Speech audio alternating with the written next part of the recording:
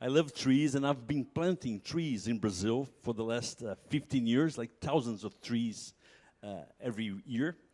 And in this process, I learned that trees are really a very powerful machine to suck carbon from the atmosphere and bring back to the soil and to the wood, actually. So, so planting trees in a massive scale is really, I think, one of the only solutions we have to postpone what's coming ahead, or even to solve it.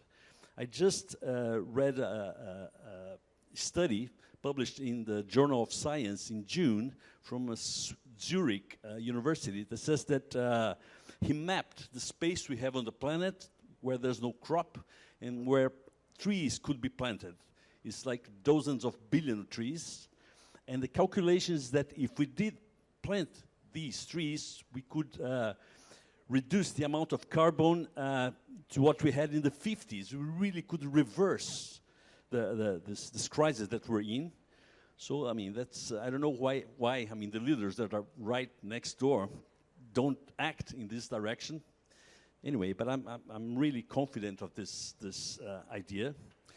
I directed the opening of the Olympics in Rio in 2015, and the main message was, I mean, we had a session on climate change, and the solution we presented was exactly planting trees.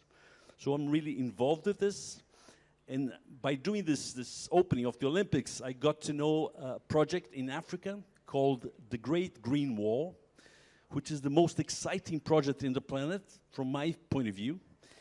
It's a project that the African Union is planting trees from Senegal in the Atlantic till the Indian coast to Ethiopia, in the other side of North Africa. It's a forest, 80,000 kilometers of forest in the south of Sahara. The idea is to hold the Sahara and the Sahel. So it's a big chunk of forest that will cross Africa. Actually, it's not a line, because it's more like a mosaic of forests that will cross the whole Africa. And besides holding the desert, the idea is to restore soil. And once you restore soil, you create economic possibility, you create jobs, and you deal with migration, and you reduce conflicts in the area. I mean, it's really beautiful. The project, the whole thing is really fantastic. It's happening now since 2007.